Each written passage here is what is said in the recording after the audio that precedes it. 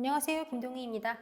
2022년도 지방직 시험 대비 재배학 모의고사 시작하도록 하겠습니다. 국가직 시험이 끝나고 이제 지방직 대비 재배학 모의고사가 오늘부터 시작인데요. 지금 진행되는 재배학 모의고사 같은 경우는 한 주에 3회분씩 총 6주간 진행이 됩니다. 그래서 총 18회분이 업로드가 될 예정입니다.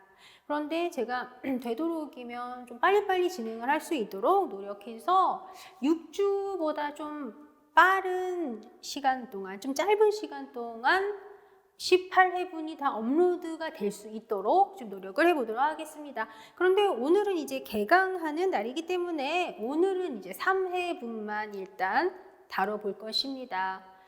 그리고 다들 국가직 시험을 보시고서 뭔가 시험이 다 끝난 것 같고 내가 국가직에 합격을 할 수 있을 것이냐 합격을 못 할 것이냐 이런 생각을 하시느라고 아직까지 마음을 못 잡고 계시는 분들이 계십니다. 그런데 지금부터는 다시 마음을 다잡고 열심히 준비하셔야 됩니다. 사실 국가직 시험 끝나고 지방직 시험 보기까지의 그 기간이 짧다면 짧은 시간이라고 볼 수가 있어요. 그렇지만 그 짧아 보이는 시간도 어떻게 활용을 하냐에 따라서 지방직 시험에서의 점수가 올라갈 수도 내려갈 수도 있단 말이죠. 그렇기 때문에 남은 시간 동안 시간을 잘 활용을 하시고 열심히 정리, 암기 이런 거 꼼꼼하게 하셔서 지방직 시험에서 꼭 반드시 좋은 점수 얻으실 수 있도록 열심히 공부를 해주셔야 되겠습니다. 그리고 우리 진행하는 이 모의고사 수업은요, 먼저 문제를 먼저 풀어보시고 그리고 제 해설을 들어주시면 됩니다. 그래서 실제 시험장에서 재배학과 식물작물학 이 두 과목을 합해서요, 약 한 25분에서 한 28분 정도 이 두 과목에 시간을 할애한다라고 생각을 하시고 시간 조절을 해주시면 좋겠습니다. 보통 시험장에서 재배학, 식물작물학 이 두 과목을 굉장히 빨리빨리 풀으려고 많이들 노력을 하세요. 그리고 빨리 푸는 게 맞아요. 그런데 너무 과하게 빨리 푸는 데만 집중하다 보면 실수가 생기고 아는 문제인데도 불구하고 답 틀리고 나오는 경우 상당히 많단 말이죠. 그래서 빨리 푸는 그런 시간이라고도 볼 수도 있으면서 그래도 실수 안 할 수 있도록 시간을 할애를 한다면 재배학 13분 그리고 식물작물학 13분 정도 한 이런 정도 시간을 할애를 하면 그래도 비교적 빠른 시간 동안에 실수도 좀 비교적 줄이면서 문제를 푸실 수 있는 시간 정도가 된다라고 좀 보여지더라고요. 그래서 한 25분에서 28분 정도 아니면은 30분까지도 괜찮습니다. 그래서 두 과목에 25분에서 그냥 넉넉하게 30분 정도 잡아서 문제 푸신다고 생각을 하시면 되겠고요. 그리고 이렇게 모의고사 수업을 들으시면서 미리미리 시간 조절하는 연습을 해주세요. 그래서 한 회차당 13분 정도 시간 잡고 먼저 문제 푸시고 그리고 수업을 들어주시면 좋겠습니다. 그러면 바로 1번 보도록 하겠습니다. 재배학 모의고사 1회 1번 문제. 작물의 품종과 계통에 대한 설명 옳지 않은 것을 물어보는 문제입니다. 정답은 4번입니다. 여기 춘파형과 추파형은 보리에서 서로 다른 계통이다라고 얘기하네요. 춘파형과 추파형은 보리에서 서로 다른 생태형입니다. 생태형, 그렇죠? 생태형이다. 이렇게 얘기가 나와야지 됩니다. 지금 이 생태형이라고 하는 것은 뭐예요? 생태종 내에서 재배 유형이 다른 것을 우리가 생태형이라고 얘기합니다. 이 춘파형, 추파형 얘네들이 생태종 내에서 재배 유형이 다른 생태형이고 그리고 이런 생태형들끼리는 교잡 친화성이 높아요. 그래서 유전적 교환이 잘 일어납니다. 그런데 계통이라고 하는 것은 뭐예요? 계통이라고 하는 것은 품종을 육성하기 위해서 인위적으로 만든 잡종 집단에서 특성이 다른 개체를 선발해서 증식한 개체군. 그걸 우리가 계통이라고 얘기하는 것입니다. 그래서 정답은 4번이고요. 이제 2번으로 한번 가보도록 하겠습니다. 재배학 작물의 특징에 대한 설명 옳은 것을 물어보는 문제입니다. 정답은 3번입니다. 사실 이 1번, 2번 문제 이러한 애들은요. 어떻게 보면 보너스 문제라고도 볼 수 있는 문제들이죠. 예, 정답은 3번인데 1번부터 한번 볼까요? 자연환경의 영향을 크게 받고 생산 조절이 자유롭다라고 되어 있네요. 자연환경의 영향을 크게 받는 것은 맞죠? 그런데 생산 조절이 자유롭지 못합니다. 1번 틀렸죠? 재배 결과 얻어진 농산물은 변질되기 쉬워요. 그런데 가격이 안정적이라고 얘기하네요. 예, 재배 결과 얻어진 농산물은 변질되기 쉽고 또 가격 변동이 심하죠. 가격이 안정적인 게 아니라 가격 변동이 심합니다. 그리고 가격에 비해 중량이나 용적이 큰 것이 많아서 수송비가 많이 들죠. 그리고 4번 한번 봐주세요. 소비 면에서 볼 때 농산물은 공산물에 비해 수요의 탄력성이 크고 공급 탄력성도 크다? 이거 틀렸네요. 소비 면에서 볼 때 농산물은 공산물에 비해서 수요의 탄력성이 작고 공급의 탄력성도 작습니다. 정답 3번. 3번이 됩니다. 예, 작물의 경제성이 높아지려면 우리가 이용을 하는 특정 수확 대상 부위의 수확량이 높아야죠. 그거는 우리가 이용하는 부분만 많이 발달된 기형식물을 의미하는 것이죠. 이렇게 기형으로 발달된 작물은 야생식물보다 생존 경쟁력이 약할 수밖에 없습니다. 그래서 자연 상태로 방치한다면 소멸되기 쉽죠. 정답 3번입니다. 3번으로 한번 가보도록 하겠습니다. 영양분식 작물의 육종에 대한 설명 옳지 않은 거 정답은 4번이 됩니다. 일단 이 영양분식 작물은 배수체가 많고요. 감수분열이 일어날 때 다가 염색체를 형성을 하기 때문에 불임률이 높아요. 그래서 종자를 얻기가 좀 어렵습니다. 그리고 그렇다고 해서 이렇게 종자를 얻기가 어렵다고 해서 아예 종자 자체를 못 얻는 건 아니거든요. 종자를 얻을 수 있기는 한데 종자를 얻기가 어렵다는 얘기예요. 그리고 또 종자로부터 발생한 작물체는 좀 비정상적인 것이 좀 많은 특성도 볼 수가 있습니다. 영양분식 작물은 그래서 영양분식만 하는 건 아니고 영양분식 작물은 영양분식과 동시에 유성생식도 한다라는 거. 그래서 영양분식 작물이라고 해서 유성생식을 안 한다, 종자 자체가 아예 안 나온다, 이건 아니라는 거예요. 종자 얻으려면 얻을 수는 있는데 어렵다. 유성생식 안 하는 거 아니고 유성생식 한다라는 거 헷갈리지 마시고요. 그리고 또 영양분식 작물 같은 경우는 동형접합체는 물론 이형접합체도 영양번식에 의해서 영양계가 가지고 있는 그 유전자형을 그대로 유지할 수 있습니다. 영양번식을 통해서 번식을 시킨다면 동형접합체든 이형접합체든 어쨌든 영양번식에 의해서 번식을 시킨다면 그 영양계의 유전자형을 그대로 유지하고 있는 후대를 얻을 수 있다는 거. 이거 굉장히 특징적인 사항입니다. 그리고 영양번식 작물은 영양계 선발을 통해서 신품종 육성을 하게 되죠. 그런데 영양계 선발이라고 하는 것은 4번을 봐주세요. 영양계 선발은 삽목이나 젖목에 의한 유전변이 중에서 여기서 틀렸어요. 유전변이가 삽목, 젖목 때문에 생기는 거 아니죠. 영양계 선발은 교배나 돌연변이에 의한 유전변이 또는 교배나 돌연변이에 의한 유전변이 또는 실생묘 중에서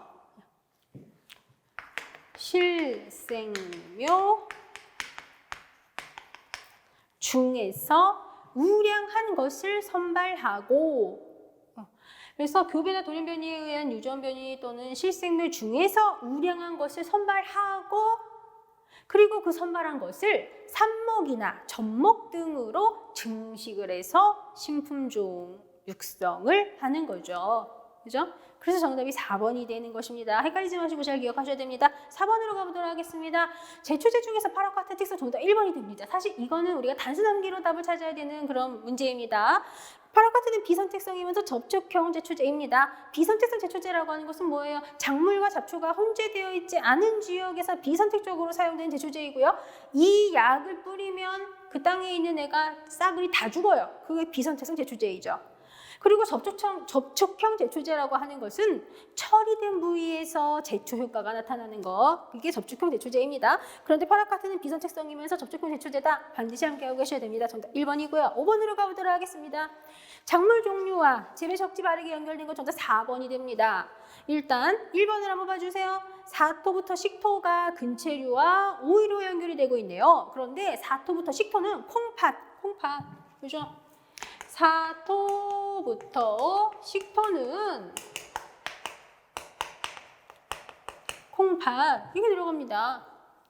그러면 근체류와 오이는 사토부터 양토, 사토부터 양토.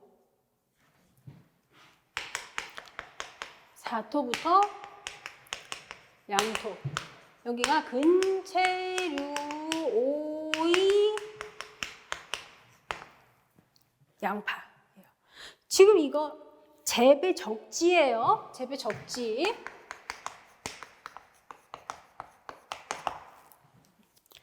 그럼 2번 한번 봐주세요. 사토부터 사양토에 모시풀과 아마가 써있네요. 사토부터 사양토는 땅콩입니다.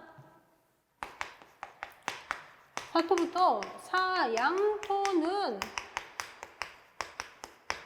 땅콩이에요. 그럼 모시풀과 아마는 사양토부터 양토입니다. 사양토부터 양토예요. 사양토부터 양토, 이게 모시풀과 아마인데요. 모시풀, 아마 외에도 다른 애들도 있죠. 모시풀과 아마 외에도 참깨, 들깨, 아주까리, 참깨, 들깨, 아주까리, 삼완두, 목화. 참깨, 들깨, 아주까리, 삼완두, 목화.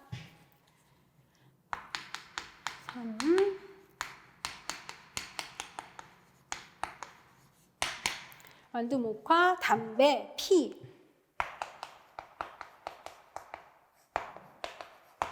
이렇게 들어갑니다.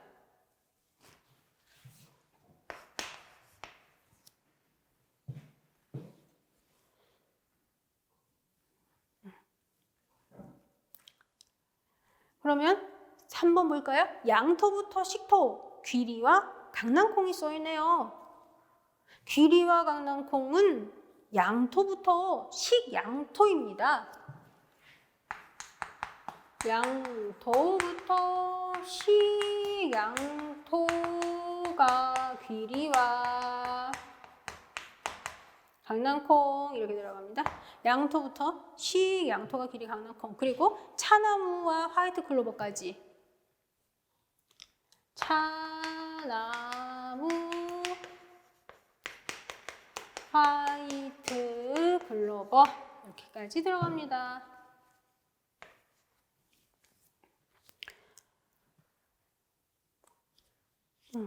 그러면 귀리, 강낭콩은 양토부터 식양토인데, 그러면 양토부터 식토는 어떤 애들이냐면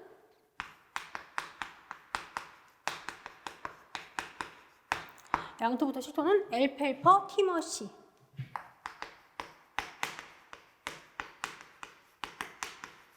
이런 거 단순 암기를 좀 암기하셔야 됩니다. 그죠? 정답 4번. 사양토부터 식양토가 엽채류와 수수. 그죠? 그러면 사양토부터 식양토는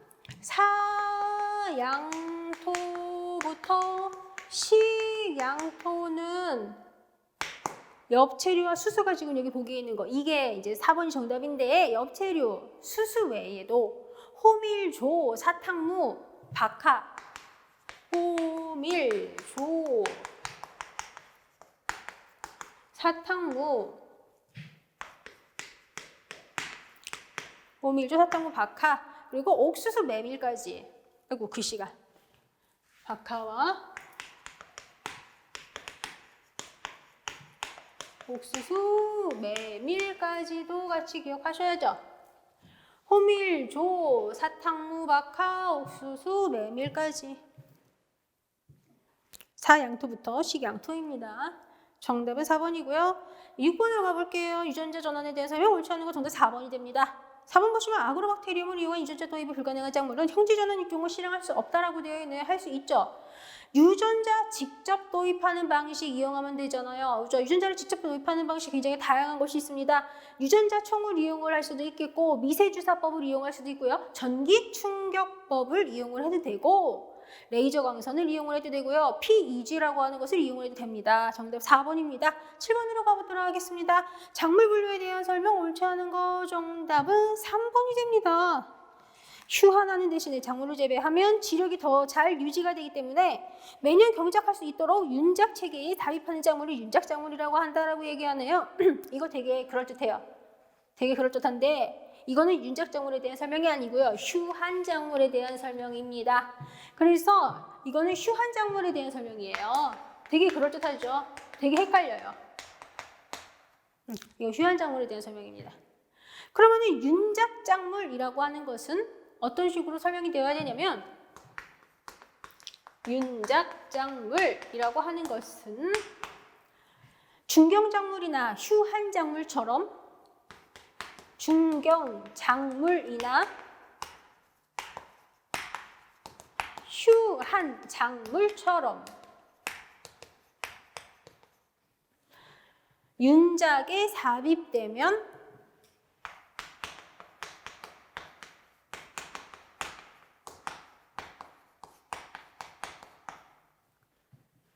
잡초 방제나 지력 유지에 이롭기 때문에 잡초 방제나 지력 유지에 이롭기 때문에 어느 윤작에서나 거의 삽입되는 작물, 어느 윤작에서나 거의 삽입되는 작물, 이게 윤작작물의 정의입니다. 되게 헷갈리니까 잘 기억하셔야 됩니다. 윤작작물은 중경작물이나 휴한작물처럼 윤작에 삽입되면 잡초방제나 지력 유지에 이렇기 때문에 어느 윤작에서나 거의 삽입되는 작물. 그래서 여기서 핵심 키워드로는 윤작에 삽입되면 이렇기 때문에 어느 윤작에서나 거의 삽입되는 작물. 이거를 키워드로 보시면 되겠고요. 여기 휴한작물 같은 경우는 키워드를 휴한작물의 키워드는 휴한하는 대신 작물 재배하면 그렇게 얘기가 나오면 휴한작물. 이렇게 구분하세요. 8번 보도록 하겠습니다. 일대 잡종, 육종에 대한 설명으로 옳지 않은 것을 물어보는 문제이고요. 정답은 3번입니다. 일대 잡종 품종을 육성을 할 때에는 우리가 자연수분 품종 간 교배를 하거나 아니면 자식계통 간 교배를 실시할 수 있습니다. 그런데 과수처럼 세대가 긴 경우 이때는 자식계통의 육성이 어렵습니다. 이렇게 과수처럼 세대가 길어서 자식계통 육성이 어려운 이런 경우에는 자연수분 품종끼리 교배하는 것을 이용을 합니다. 그래서 자연수분 품종 간 교배는 과수처럼 세대가 길어서 자식계통 육성이 어려운 경우 이때 이용된다. 정답 3번이 됩니다. 그리고 이렇게 자연수분 품종 간 교배라고 하는 것은 자가불합성 때문에 자식이 곤란할 때에도 이용이 되고 있죠. 9번으로 한번 가보도록 하겠습니다. 육묘 방법에 대한 설명으로 옳지 않은 것을 물어보는 문제입니다. 정답은 3번입니다. 일단 공정육묘라고 하는 것은 뭐냐면 자동화 육묘 시설을 이용을 하는 육묘 방법입니다. 그래서 상토 준비뿐만 아니라 파종, 관리 이러한 것들이 다 자동으로 이루어지죠. 그리고 공정육묘를 통해서 얻은 것은 우리가 이제 공정묘, 성형묘, 플러그묘, 셀묘 이렇게 부릅니다. 그런데 공정육묘를 이용을 하면 굉장히 여러 가지 좋은 이점을 얻을 수가 있어요. 어떤 이점을 얻을 수가 있냐면 단위 면적에서 모의 대량 생산을 할 수 있다는 거 굉장히 큰 장점이 되죠. 거기에다가 자동화 육묘 시설을 이용을 하기 때문에 모든 과정이 기계화되어서 다 관리 작업이 일어나요. 그래서 관리 인건비와 모의 생산비를 절감할 수가 있다고요. 자동화 육묘 시설을 이용을 하기 때문에 모든 과정이 다 기계화된 거다. 그래서 관리 인건비와 모의 생산비를 절감할 수 있다고요. 정답 3번이 됩니다. 그리고 정식묘 크기가 작아지기 때문에 기계 정식이 용이하다. 그리고 인건비도 줄어든다는 거 기억해 두세요. 정답 3번입니다. 관리비 및 모의 생산비 증가가 아니라 줄어드는 거예요. 절감한다는 얘기죠. 그리고 다른 거 뭐 2점 공정유무 2점을 추가적으로 한 번 더 얘기를 한번 해본다면요. 모 소질 개선이 비교적 용이하다. 그리고 대규모화가 가능하기 때문에 조합용농 기업화 또는 상업농화도 할 수가 있죠. 육묘기간 단축도 가능하고요. 그리고 주문 생산도 용이하기 때문에 연중 생산 횟수를 늘릴 수가 있습니다. 어차피 이거는 시설 안에서 내가 온도 맞춰주죠. 물도 내가 알아서 주죠. 필요한 양분도 내가 맞춰준다고요. 그렇기 때문에 육묘기간 단축도 할 수 있고 주문생산도 용이하고 온도도 다 내가 맞춰주니까. 그죠? 예, 그렇게 하기 때문에 연중 생산 횟수도 늘릴 수 있다는 게 굉장히 특징적인 그런 사항입니다. 10번 보도록 하겠습니다. 예, 자식성 작물 집단의 유전적 특성에 대한 설명으로 옳지 않은 것을 물어보는 문제이고요. 정답은 1번입니다. 일단 먼저 F1이라고 하는 것이 이런 형태다라고 한번 보자고요. 그러면 얘를 자식을 시켜서 F2를 얻으면 어떤 애가 나오게 되겠어요? 얘를 자식을 하면 이렇게 되니까 이렇게 되는 거 하나 나오죠. 여기서 이렇게 연결되는 거 하나 나오죠. 또 여기서 이렇게 연결되는 거 하나 나오죠. 이렇게 연결되는 거 하나 나오게 됩니다. 이렇게 총 4개. 4개의 F2를 얻게 됩니다. 우성 동요적 합체는 4개 중에 1개, 열성 동요적 합체 4개 중에 1개, 이형적 합체가 4개 중에 2개니까 이거는 2분의 1. 그죠? 그래서 지금 제가 칠판에 적은 거 기준으로 이형적 합체는 F2에서 2분의 1이에요. 그렇죠? 2분의 1이다. 반토막이 이형적 합체다. F2에서 그죠? 그러면 얘를 가지고 F3를 얻으면 어떻게 됐어요? 얘를 자식을 해서 F3를 얻으면 무조건 다 우성 동요적 합체. 어떤 애가 되든지 간에 그죠? 그리고 얘를 가지고서 또 F3를 얻으면 어떻게 되겠어요? 얘를 가지고 F3를 얻으면 전부 다 우성인 동요적 합체. 얘를 가지고 F3를 얻으면 전부 다 열성인 동요적 합체. 그죠? 얘를 자식을 하면 다 대문자. 얘를 자식을 하면 다 소문자 나오니까. 그죠? 그렇기 때문에 얘를 가지고서 한번 자식을 해보는 거예요. 그러면 이런 애를 가지고서 자식을 해보면 어떤 애가 나오게 되냐. 그러면 그때는 또 이렇게. 이런 애들이 나오게 됩니다. 그죠? 그러면 또 보니까 4개 중에서 1개가 우성인 동요적 합체고 4개 중에서 1개가 열성인 동요적 합체이고 4개 중에서 2개가 이형적 합체이네요. 그죠? 그래서 2분의 1이 이형적 합체이네요. 그러면은 이미 F2에서 이미 2분의 1 반토막이 이형적 합체였는데 요 다음 세대에서는 이미 반토막에서 또 반토막이 이형적 합체가 되는 거예요. 그죠? 그래서 1번 보세요. 자식을 거듭한 M세대 집단의 동형적 합체 빈도가 2분의 1의 n 빼기 1승이 아니라 이형적 합체 빈도가 2분의 1의 n 빼기 1승이다. 이렇게 되는 거죠. 이걸 가지고 보면 되잖아. 정답 1번이라고요. 1번 동형적 합체 빈도라고 써있는 부분을 이형적 합체 빈도로 바꾸시면 된다. 그렇죠? F2에서 이형적 합체 빈도는 2분의 1. F3에서 이형적 합체 빈도는 이미 2분의 1인 상태에서 또 반토막. 그럼 결국 이건 무슨 얘기예요? 2분의 1의 2승. 이게 F3에서의 이형적 합체 빈도라는 얘기잖아요. 2분의 1인데 거기서 또 반토막이 F3에서 이형적 합체 빈도니까. 그죠?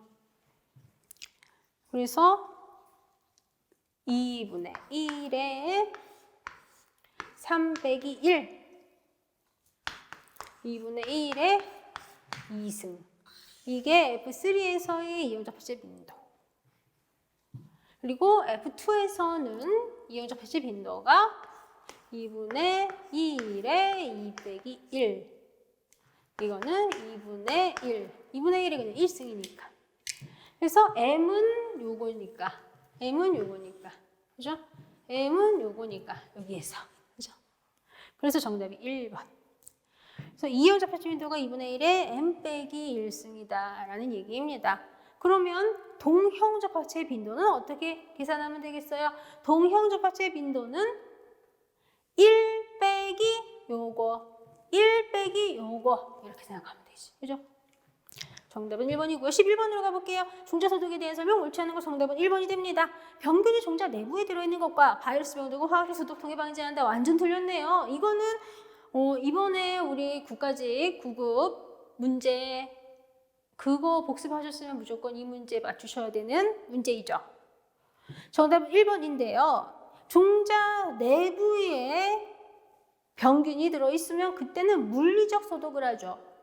그리고 바이러스 병독 같은 것은 현재도 종자 소독으로 방제할 수 없습니다. 정답 1번입니다.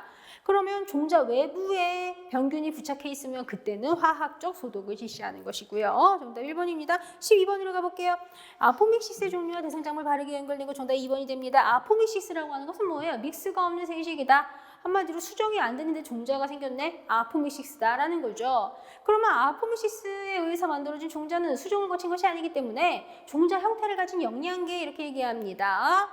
예. 부정배형성, 무포자 생식, 복상포자 생식, 위수정 생식, 웅성단위 생식 이러한 것들이 다 이 아포믹시스에 속하는 것이고요.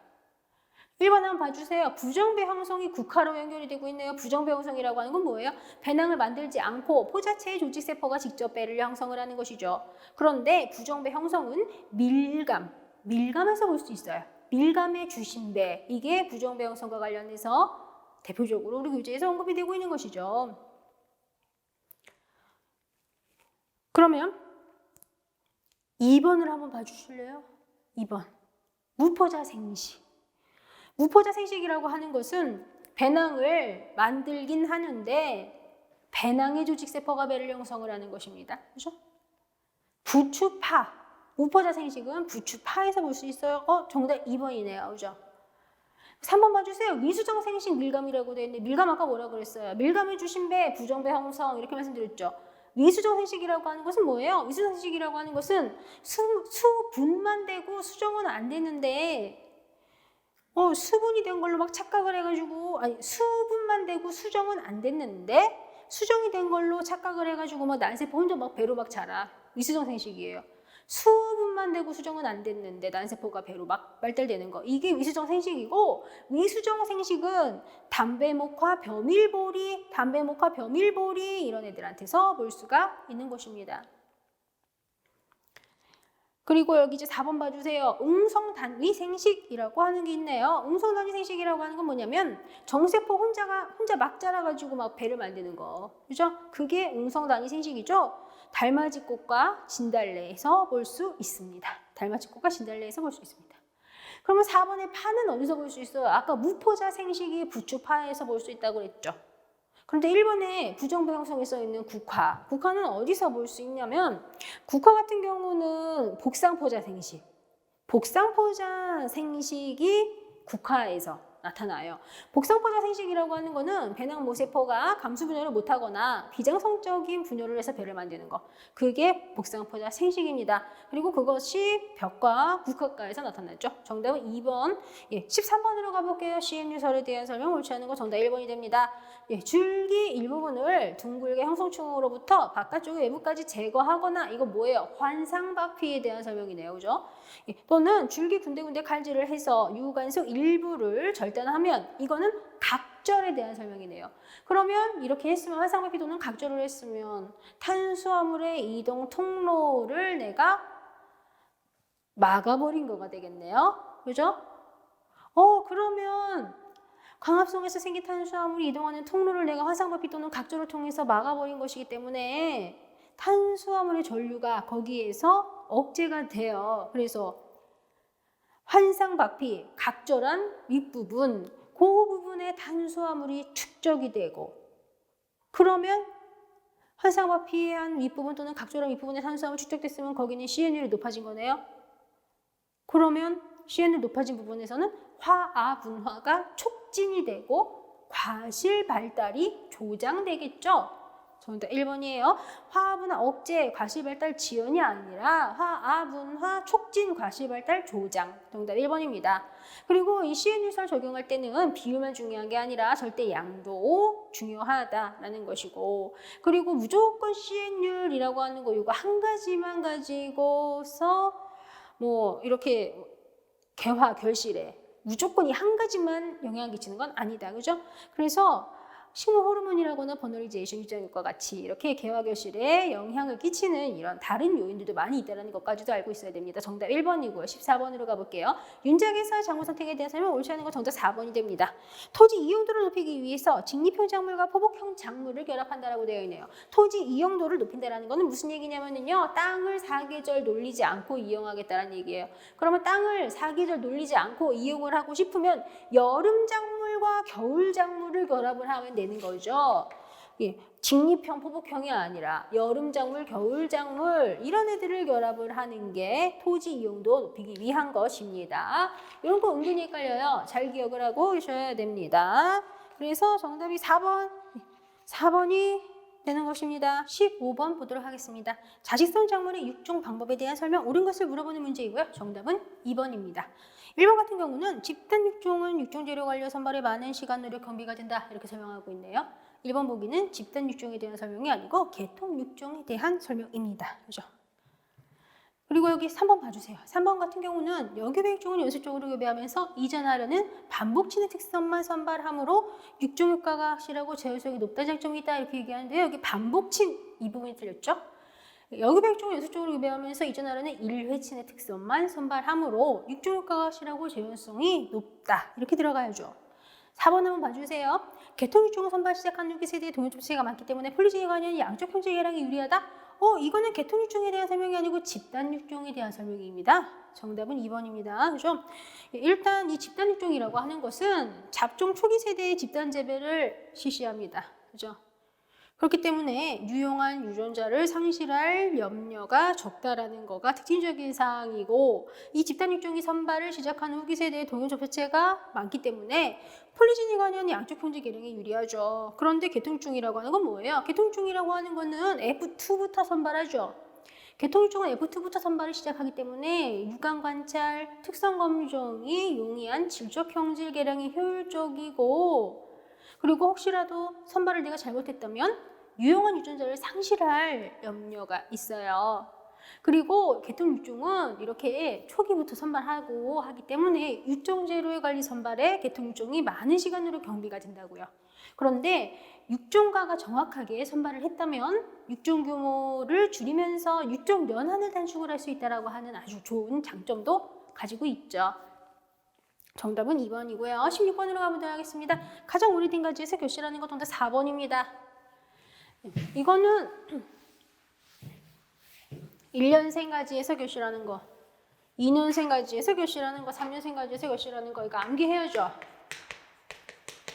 1년생 가지에서 결실하는 것은 어떤 애들이 있어요? 감밤, 포도, 감귤. 1년생 가지에 결실하는 것은 밤,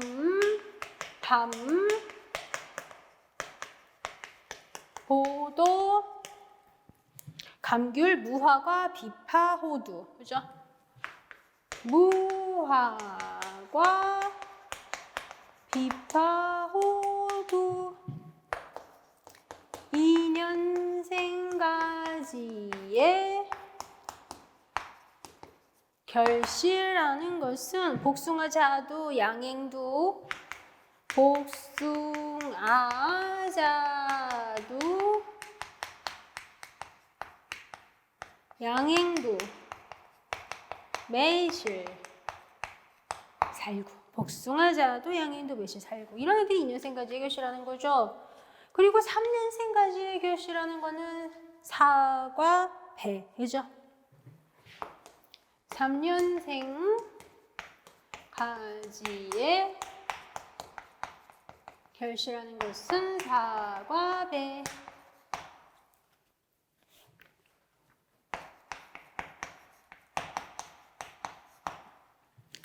그래서 정답은 사과, 그죠?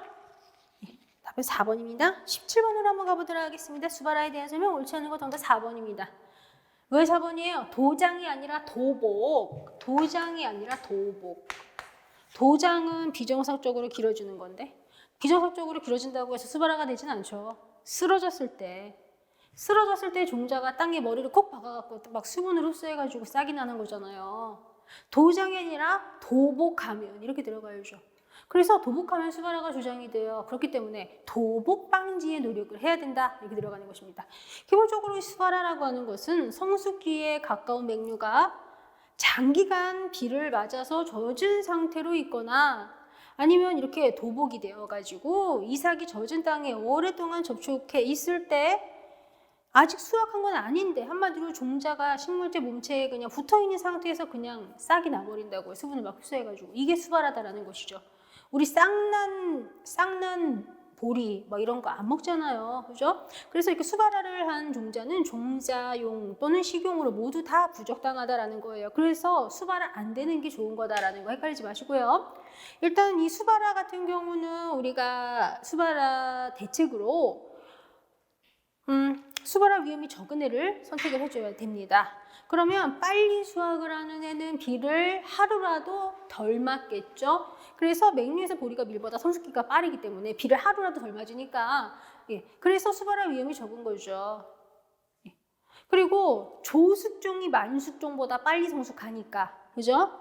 그래서 비를 하루라도 덜 맞을 테니까 수바라의 위험이 적겠고 그리고 습기가 같더라도 휴면기간이 긴 품종이라고 한다면 휴면하는 성질이 강한 애라고 한다면 수바라가 많이 안 되겠죠. 그렇죠? 그러한 것들 기억하고 계시면 되겠고 그리고 조기 수확을 통해서 수바라를 피할 수 있도록 하는 것도 좋은 방안이 됩니다. 18번으로 한번 가보도록 하겠습니다. 벽과에 속하지 않는 거 정답 4번. 1번 나도개풀이라고 하는 것은 단연생 논잡초네요. 그죠? 나도개풀은 단연생 논잡초이면서 벽과죠. 2번에 있는 강피는 1년생 논잡초이면서 벽과고요. 3번에 있는 강아지풀은 1년생 밭잡초인데 벽과예요. 그런데 매자기는 뭐예요? 매자기는 단연생 논잡초인데 방동사니과입니다. 정답 4번입니다. 19번으로 가볼게요.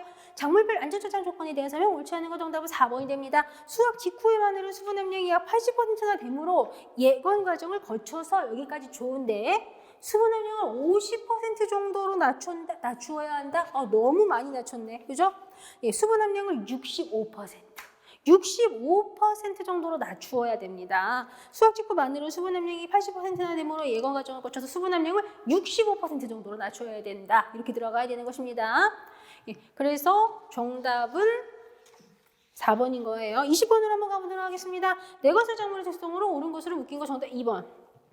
일단 원형질 점성이 높고 그리고 또 세포액의 삼투압이 높아서 수분 보유력이 강해야죠.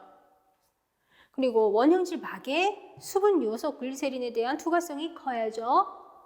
니은번 맞죠? 리을번 봐주세요. 세포가 작아서 수분이 감소해도 원형질 변형이 적어야 되고 또 기동세포가 발달해서 탈수가 되면 잎이 말려서 표면적이 축소가 되어야죠. 니은 리을번 맞아요. 정답이 그래서 2번이 되는 거죠. 그러면 기억번은 왜 틀렸어요? 일반적으로 체내 수분 상실이 적고 수분 흡수능이 크고 여기까지 좋아요. 그런데 건조할 때 호흡이 높아지는 정도가 크다. 여기서 틀렸네요. 그죠? 건조할 때 호흡이 낮아지는 정도가 커야죠. 이렇게 불리한 조건일 때 호흡이 높아져 봐요. 그러면 호흡에 의한 소모량이 뎁다 많아지는 거예요. 그럼 오래 못 견뎌요. 그래서 이렇게 불리한 조건일 때에 호흡이 낮아지는 정도가 커서 소모량이 줄어들어야지. 그래야 내가 가지고 있는 양분 오랫동안 가지고서 견딘단 말이죠. 그죠? 그래서 기억번 틀린 거죠. D급번 봐주세요. 건조할 때 단백질, 당분의 소실이 늦으며까지 좋아요. 예, 그런데 수분 함량이 낮은 상태에서 생리 기능이 낮은 게 아니라 이렇게 수분 함량이 낮은 이런 불리한 조건에서도 생리 기능이 높아야죠. 그죠? D급번 틀렸죠. 미음번도 틀렸어요. 왜 틀렸냐면 세포 중에 원형질이나 저장 양분이 차지하는 비율이 낮아서 여기가 틀렸네. 비율이 높아서가 돼야죠. 그죠? 예. 그래서 세포 중에 어느 질이나 저장 양분이 차지하는 비율이 높아서 수분 보유력이 강하다. 이렇게 들어가야 됩니다. 그래서 20번 정답은 2번이 됩니다. 이렇게 해서 이제 1회를 좀 풀어봤는데요. 아무래도 한 회차당 주어진 시간이 한정적이다 보니까 일일이 다 모든 보기들을 다 설명을 드리지 못했어요. 이런 건 뭐 시간이 한정적이기 때문에 좀 양해 부탁드리도록 하겠습니다. 잠시 쉬었다가 2회차 보도록 하겠습니다.